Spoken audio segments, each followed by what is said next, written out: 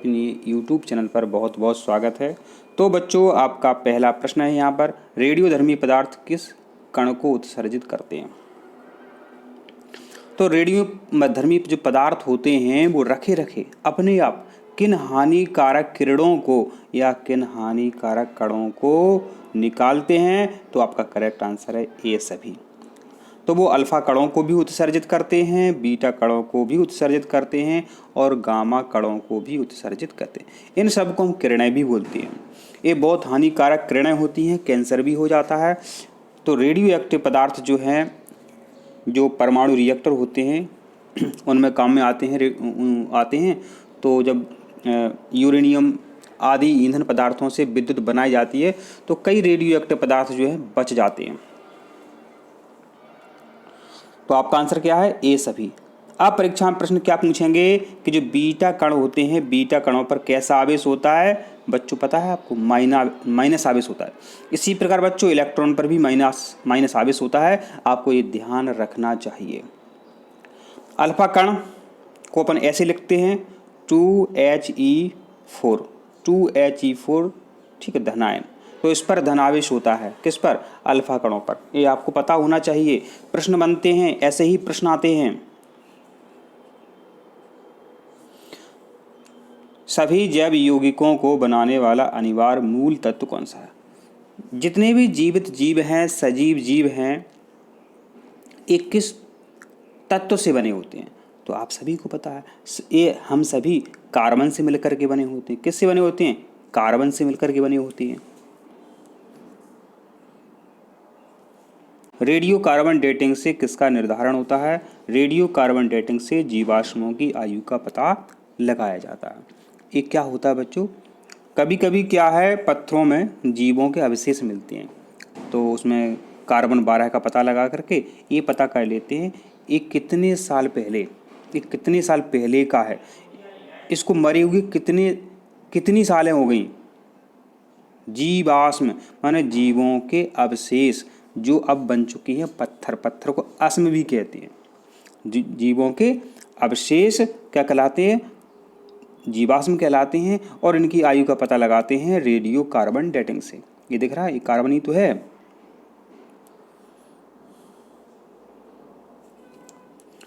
Bakelite का उत्पादन किसके फलस्वरूप होता है।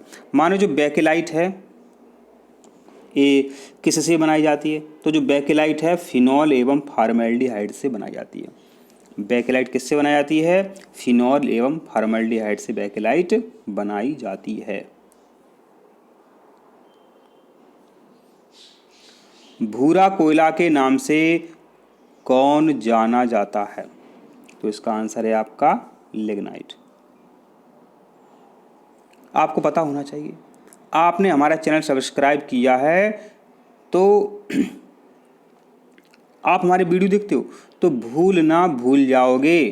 क्या होता है भूलना, भूल ही नहीं सकते हो। तो इसे अपन याद रख सकते हैं। भूरा कोयला को क्या कहते हैं, लिग्नाइट। भूल जाओगे।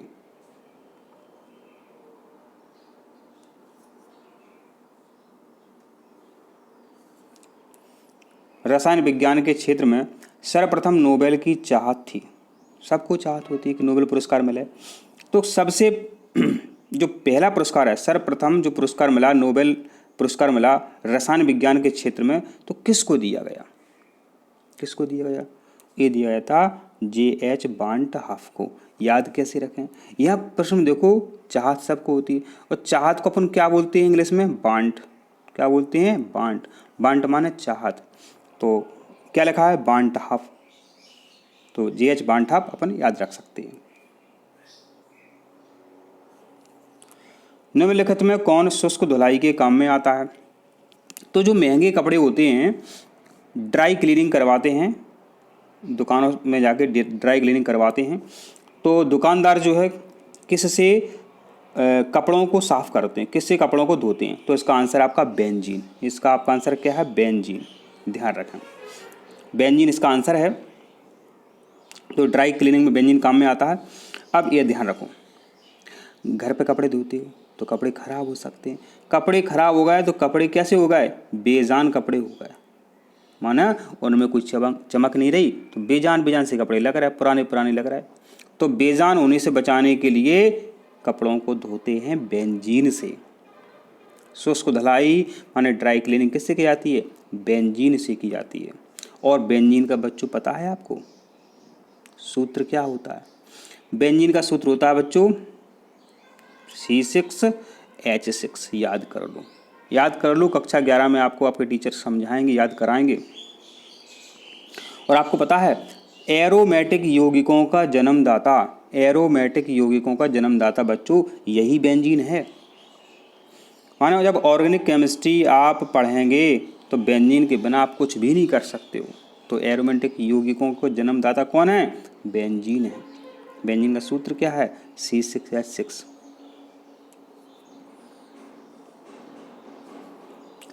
डायनामाइट पता है विस्फोटक होता है।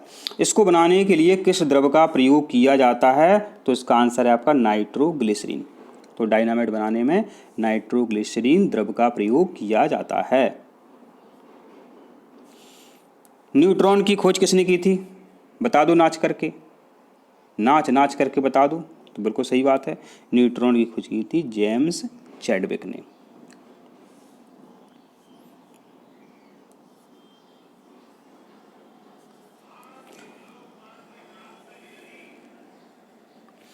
प्रश्न है अक्रिय गैसों। अक्रिय गैसों माने 18वें समूह की गैसों।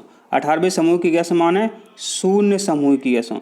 शून्य समूह की गैस माने उत्कृष्ट गैसें। उत्कृष्ट माने अक्रिय गैसें। अक्रिय माने निष्क्रिय गैसें। इतनी नाम है बच्चों। तो अक्रिय गैसों की खोज बच्चों की थी रैमजे ने। किसने की थी? रैमजे ने। अब बच्चों यहाँ वो पता क्या पूछेंगे आपसे? ये पूछेंगे सीले ने किया था, प्रिस्टले ने किया था, ये पूछेंगे आपसे।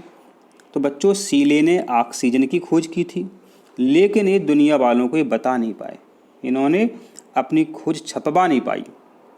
प्रिस्टले ने भी ऑक्सीजन की खोज की, लेकिन उन्होंने दुनिया वालों को बता दिया कि ऑक्सीजन गैस होती है जिससे हम जीवित हैं, और उसका संकेत बच्चों क्या है? O2 है। तो सबसे सही आंसर है आपका प्रिस्टले। तो ऑक्सीजन की खोज प्रिस्टले ने की थी, सीले ने भी की थी, बता चुकी हैं आपको। तो ये परीक्षा में पूछा जाता है। और अच्छा, कैवेंडिश ने क्या किया था? कैवेंडिश ने बच्चों हाइड्रोजन की खोज की थी। समझ गए? सीले ने बच्चों क्या किया था? ऑक्सीजन की खोज। कैवेंडिश ने हाइड्रोजन की खोज। रैमजे ने शून्य समूह के तत्वों की खोज माने अक्रिय गैसों की खोज। और प्रिस्टले ने भी ऑक्सीजन की खोज की थी। ऐसा आपको याद रखना है। डॉक्टरों द्वारा एनेस्थेसिया के रूप में प्रयोग होने वाली हास्य गैस है। एनेस्थेसिया माने बच्चों छोटा मोटा ऑपरेशन, छोटी मोटी सर्जरी, माने ज़्यादा चीर फाड़ नहीं करनी हो, थोड़ा सा ऑपरेशन करना हो, तो मतलब ज़्यादा बेहोश नहीं करना हो, थोड़ा सा बेहोश करना हो, तो इस्तेमाल करते हैं डॉक्टर नाइट्रस ऑक्साइड। और नाइट्रस ऑक्साइड का बच्चों आपको सूत्र भी पता होना चाहिए, N2O। N2O को हास्य गैस भी कहते हैं। परीक्षा में कई बार आता है, हजारों बार आता है। हास्य गैस का नाम है नाइट्रस ऑक्साइड और इसका फार्मूला है N2O। हास्य गैस कौन सी है बताओ? कमेंट करके भी बता सकते हैं आप। सही है, नाइट्रस ऑक्साइड जो है हास्य गैस कहलाती है और इसका फार्मूला क्या है? N2O। निम्नलिखित में किसमें ऋणात्मक आवेश होता है? ऋणात्मक आवेश होता है, ध्यान देना। पूछते हैं किसमें धनात्मक आवेश होता है, किसमें शून्य आवेश होता है, पूछते रहते हैं वो। तो किसमें ऋणात्मक आवेश होता है? तो बीटा किरणों में ऋणात्मक आवेश होता है। इसके अलावा बच्चों हम बता चुके हैं आपको इलेक्ट्रॉन पर भी ऋणात्मक आवेश होता है। बस यही पूछते हैं, कभी इलेक्ट्रॉन पूछेंगे आपसे, कभी वो बीटा किरण पूछेंगे। तो इलेक्ट्रॉन में और बीटा किरणों में ऋणात्मक आवेश होता है। अल्फा किरणों में धन आवेश होता है। अच्छा, अल्फा किरणों में धन आवेश होता है, इसके अलावा धन आवेश और किसमें होता है? बिल्कुल सही सोचा आपने, प्रोटॉन में भी बच्चों धन आवेश होता है। प्रोटॉन में भी धन आवेश होता है, अल्फा किरणों में भी धन आवेश होता है। तो यही पूछते हैं और अलग से कुछ नहीं पूछते हैं वो।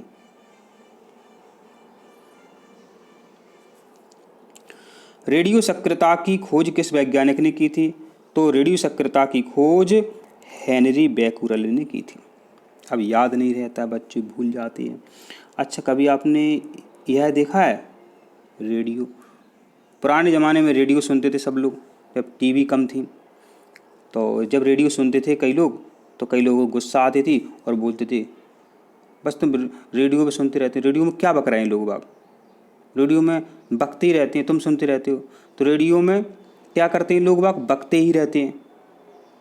कोई कह सकता है ऐसी बात? रेडियो में बकते ही रहते हैं, बकते ही रहते माने बैकुरल। तो रेडियो एक्टिविटी की खोज किसने की थी? बैकुरल ने की थी। अच्छा, कभी ऐसा पूछ लें कि रेडियो किसने बनाया था? तो रेडियो बनाया था मार्कोनी ने। ध्यान दें, तो रेडियो एक्टिविटी की खोज किसने की थी? बैकुरल ने।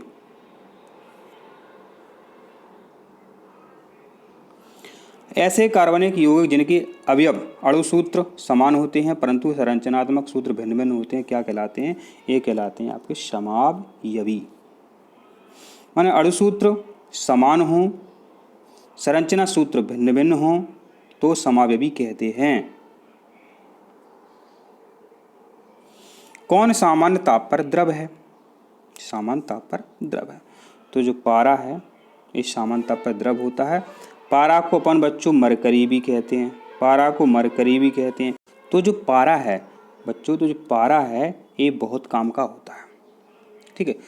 थर्मामीटर जो होता है बच्चों, थर्मामीटर होता है माना जिससे तापमान नापते हैं, तापमान नापते हैं, उसमें भी पारा भरा रहता है। और पारा का संकेत बच्चों होता है Hg, ठीक है। इसको अपन मरकरी भी कहते हैं, अभी हम बता चुके हैं आपको, तो ये आपको ध्यान रखना है।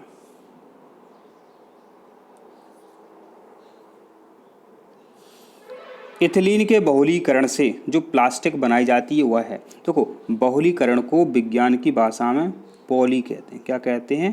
पॉली। ध्यान दें, बहुलीकरण को क्या कहते हैं? पॉली कहते हैं। तो इथिलीन के बहुलीकरण से, जब इथिलीन का बहुलीकरण हो रहा है, बहुलीकरण को पॉली कहते हैं, तो इथी के पहले पॉली जोड़ दो तो पॉलीथीन हो जाएगा आपका आंसर।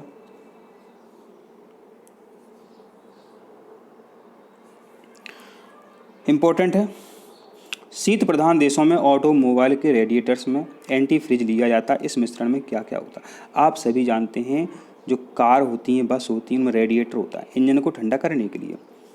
तो ठंडे प्रदेशों में क्या होता है, उनमें पानी भरते हैं रेडिएटर में, तो पानी जम जाता है तो इंजन खराब हो जाता है। तो रेडिएटर में बच्चों क्या करते हैं, पानी के साथ वो मिलाते हैं इथिलीन ग्लाइकोल। क्या मिलाते हैं? इथिलीन ग्लाइकोल मिलाते हैं, जिससे पानी जमता नहीं है। और तापक्रम पूछें तो -4 से -7 डिग्री सेल्सियस तापक्रम होने पर भी ये पानी जमता नहीं है और इंजन खराब नहीं होता है।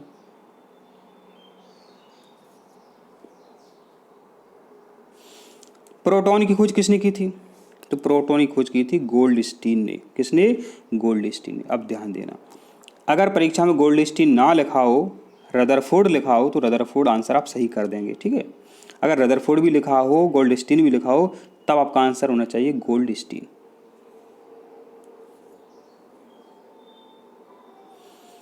अयस्क से चुंबकीय अशुद्धियों को दूर करना है, इसके लिए कौन सी विधि प्रयुक्त करते हैं? चुंबकीय पृथक्करण विधि, नाम से ही स्पष्ट है। यूरिया उर्वरक में नाइट्रोजन किस रूप में होता है? एमाइड रूप में होता है। पिछले वीडियो में देख लेना, बता चुके हैं कि एमाइड रूप में होता है नाइट्रोजन।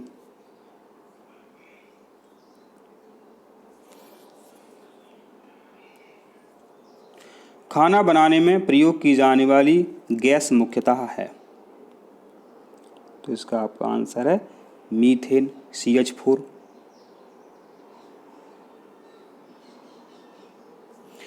एसिटिलीन का मूलानुपाती सूत्र क्या है? यहाँ पर देखो इम्पोर्टेंट है। एसिटिलीन का बच्चों सूत्र क्या होता है? C2H2। इसी पे का बच्चों बेंजीन का सूत्र क्या होता है? C6H6। जब इनको सरल अनुपात में करेंगे अपन, 6 कम 6 6 कम 6 तो अपना निकलेगा CH, 2 कम 2 2 कम 2 तो अपना निकलेगा CH, ठीक है। तो जो एसिटिलीन है बच्चों, इसका मूलानुपाती सूत्र क्या बनता है? CH बनता है। इस तरीके से आप निकाल सकते हैं। ये क्या है? ये एसिटिलीन है। इसका पूछा है आपसे। CH है इसका मूलानुपाती सूत्र। बेंजीन का भी मूलानुपाती सूत्र CH होता है।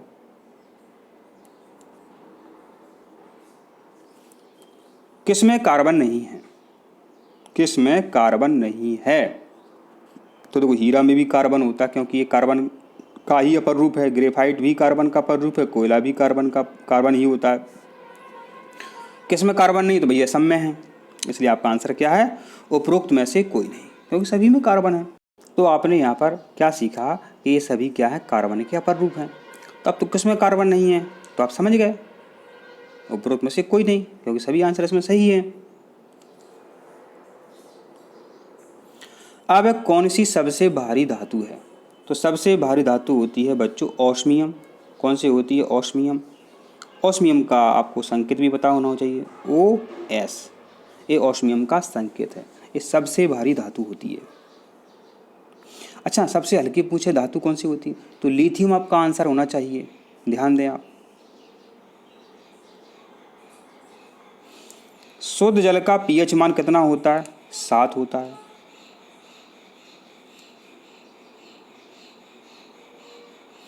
सुरक्षा की दृष्टि से खाना पकाने वाली LPG गैस में गंधयुक्त गैस मिला देते हैं, ताकि कभी गैस का रिसाव हो तो उस गंध से पता चल जाए कि गैस रिस रही है।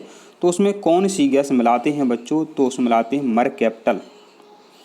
पूरा नाम होता है इथाइल मरकैप्टल।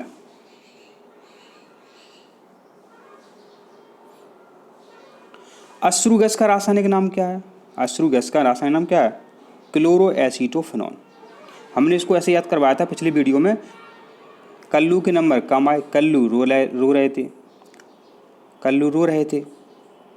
हमने कहा कल्लू रो क्यों रहे हो? हमने कि रोने से कुछ नहीं होता, पहले आपने पढ़ाई नहीं की है, अब रो लो, अब रो लो, कल्लू रो लो। रोना माने अश्रु निकलना। तो अश्रु गैस का रासायनिक नाम है क्लोरोएसीटोफेनॉन। क्लोरो माने कल्लू।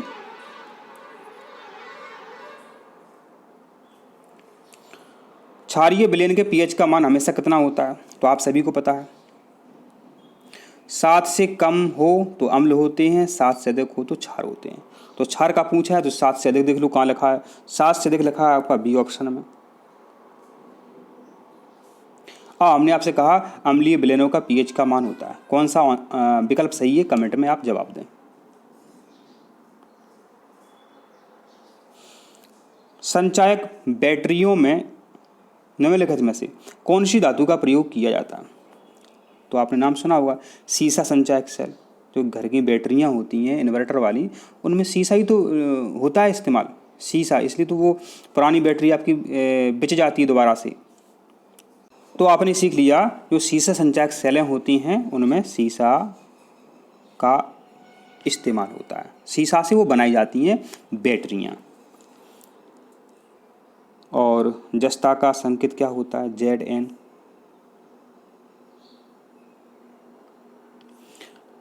अब है अति मुलायम खनिज टाल्क सोपस्टोन मुख्यतः है। तो एक बात बताओ, आपके घर में पाउडर रखा होगा अभी जो लगाते हैं, तो पाउडर पर जरूर लिखा होगा टाल्क सोप, नहीं टाल्क पाउडर लिखा होगा। तो जो पाउडर है बच्चों बनता है मैग्नीशियम सिलिकेट से। किससे बनता है? मैग्नीशियम सिलिकेट से बनता है।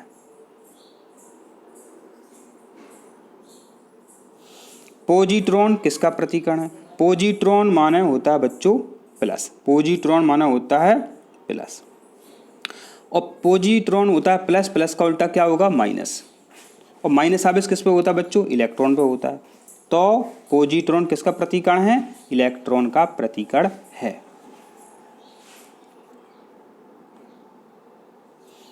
ऊष्माक्षेपी प्रतिक्रिया में क्या होता है?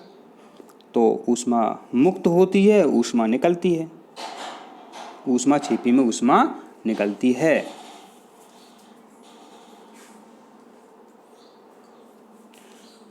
मानव गुर्दे में बनने वाली पथरी किसकी बनी होती है? तो ये पथरी होती है कैल्शियम ऑक्सलेट की।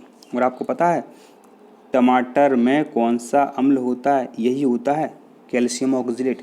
इसलिए डॉक्टर जो होते हैं वो टमाटर खाने की मनाही करते हैं। टमाटर नहीं खाना चाहिए, क्योंकि टमाटर में जो होता है वही पथरी में होता है। तो टमाटर खाओगे तो पथरी जिससे होती है वो बन जाता है उसमें, क्योंकि टमाटर में होता है कैल्शियम ऑक्जेलेट। एरोमेटिक यौगिकों को जन्मदाता कौन है, बताइए अब जल्दी से। तो इसका आंसर आपका बेंजीन। गैलेना किस धातु का अयस्क है, तो गैलेना जो है बच्चों सीसा का अयस्क है, ठीक है, सीसा का अयस्क है। और गैलेना आप कभी पूछ ले में गैलेना का है जो है गैलेना का फार्मूला क्या है, तो गैलेना का फार्मूला है PbS, एक गैलेना का फार्मूला है। और सीसा का कितना है, सीसा का सिर्फ इतना होता है Pb।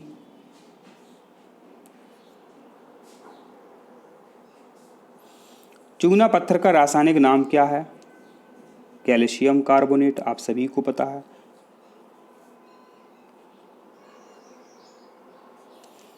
एंटीपायरेटिक दवाएं वे हैं जो शरीर के ताप को घटाती हैं। माने बुखार आ जाता है तो अपन जो दवाइयाँ खाते हैं वो कैसी होती हैं, वो एंटीपायरेटिक होती हैं। जैसे कि पैरासीटामोल है, पता है आपको, पैरासीटामोल है, वो एंटीपायरेटिक है।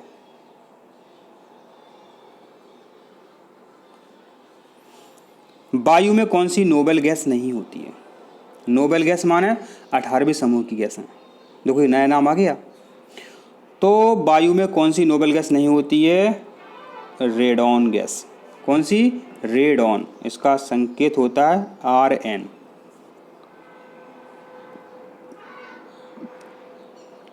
यौगिक के सूक्ष्म जीवों द्वारा अपघटित होने वाली क्रिया को क्या कहते हैं, सबको पता है, इसका आंसर क्या है, किंगवन। इंपॉर्टेंट है, कई बार बता चुके हैं। और इसी से शराब बनाई जाती है, इसी से एल्कोहल बनाया जाता है।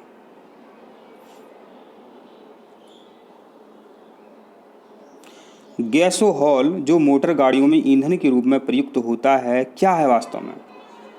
हमने आपको बताया था कि पेट्रोल हो उसमें इथाइल अल्कोहल हो तो वो गैसोहॉल हो जाती है।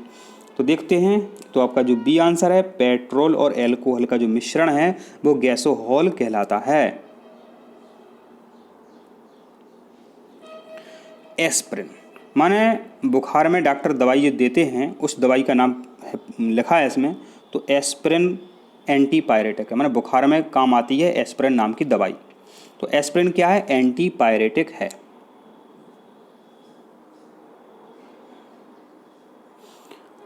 अब है गैसों के विसरण का नियम किसने दिया था, तो गैसों के विसरण का नियम ग्राहम ने दिया था। किसने दिया था, ग्राहम ने दिया था।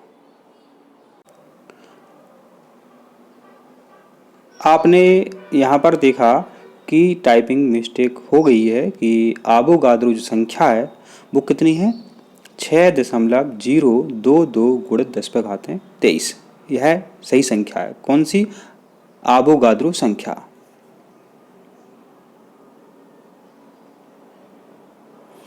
जंग लगने पर लोहे के भार में क्या होता है, तो जंग लगने पर लोहे के भार में बच्चों होती है वृद्धि।